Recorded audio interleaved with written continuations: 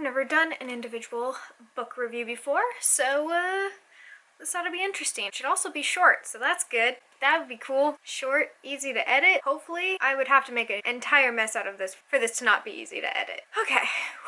Hello and welcome. I'm Jade of Jaded Reader, and today I have an individual book review.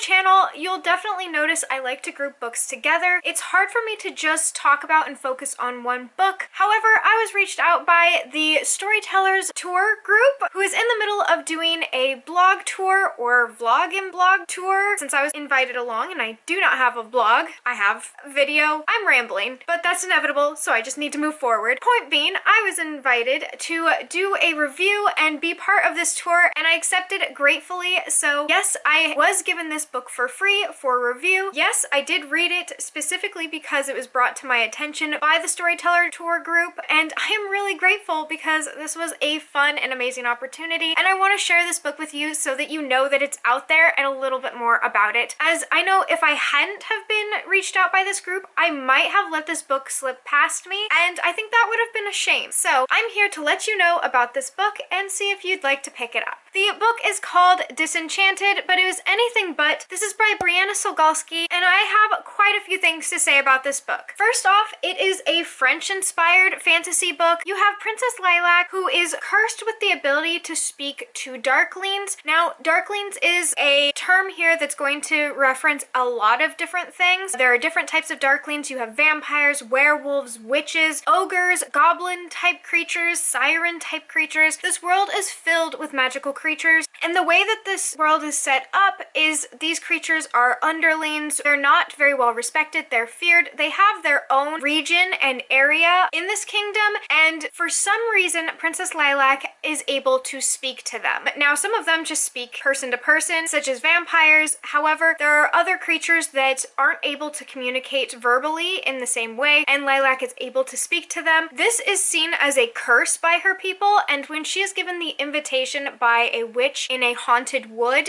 to be cured, she goes out to find the cure. On this adventure, there are quite a few different things that happened, but what really caught my attention was the world building in this book. I was able to ease into this world quite quickly, and it just felt immersive in the fact that I felt comfortable while in it, and that doesn't always happen with fantasy books. Often I'll find in a fantasy book it takes a while to get immersed. There's a lot of words and rules and just world building structures that just have to be fleshed out, and I found in this that I wasn't having a lot of problem with that. I understood the world, I understood where I was, and I found it quite comforting. That is a definite positive in this book, is the really easy, simple world building that made for what felt like a traditional fantasy novel, but was new, and I hadn't read it before. So, some aspects about this book I'd like to highlight. First off, what I didn't know going into this is a vampire romance story. So if you're feeling hyped about a particular vampire romance in this moment, but have to wait a little bit before you get to read it, this might satiate a bit of your bloodthirsty hunger, because this is a vampire romance. It was cleverly disguised as just a fantasy novel, but once I realized what I was reading, I was like, oh,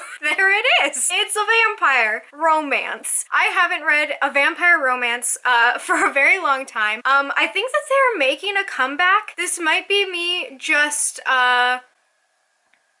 what is this? This might be me just giving a faulty oracle prediction, but I've been noticing sprinkles of vampires and romance mixing together more lately. And then with the newest announcement by Stephanie Meyer, I'm just seeing a resurgence. So if you would like to jump on that bandwagon, this was a nice little entry into that. I was pleasantly surprised by it, not because I like vampire romances especially, but just because I hadn't read one in a while. So for me, despite it once being an oversaturated genre or subgenre, I found myself pretty interested in it simply because I was like, oh, this feels new because it's old. It's vintage. It's a vintage vampire romance novel that's new.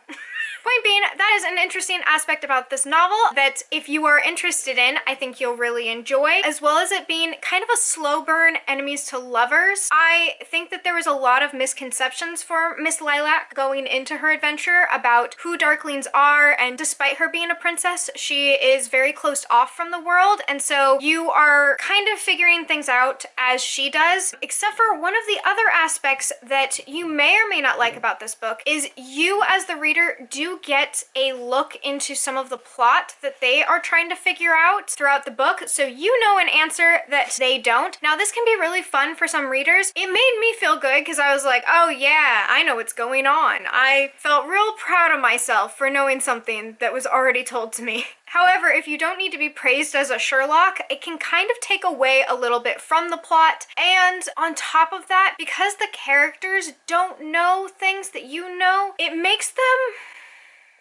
I don't want to say dumb. There are some characteristics of Lilac in particular that became frustrating as she does not know as many things as I felt she should know. I know she was trapped away in a tower for quite some time, as many princesses are. However, there were just some things where I was like, it's this, or it's really obvious, and she was not getting it as quickly as I was. So that did cause me some frustration. Lilac's character is really realistic in some ways, as is Garen's character. Garen is back here. They both have quite a bit of character development, and so they don't stay how they are at the beginning of the book. There is definitely character development. I felt like they were fleshed out, and I feel like there is more to learn about them, as this is the first in a series. There is definitely going to be a sequel to this book, which I found exciting and compelling because Brianna Solgowski really has created a world that I found quite comfortable to live in, and I definitely want to explore it more. There are some undertones I'd like to talk about. First off, this is set in a French-inspired world, so you get a lot of Frenchness that has actually been pretty popular lately. I have seen a lot of different French-inspired worlds. This is kind of a French Renaissance era, and yeah, you can definitely see the influence in it. However, there are some random quotes that didn't register to me as of that era, and so they stuck out to me. At one moment, they used the word bullocks. Did I write any of them down? Of course I didn't. Despite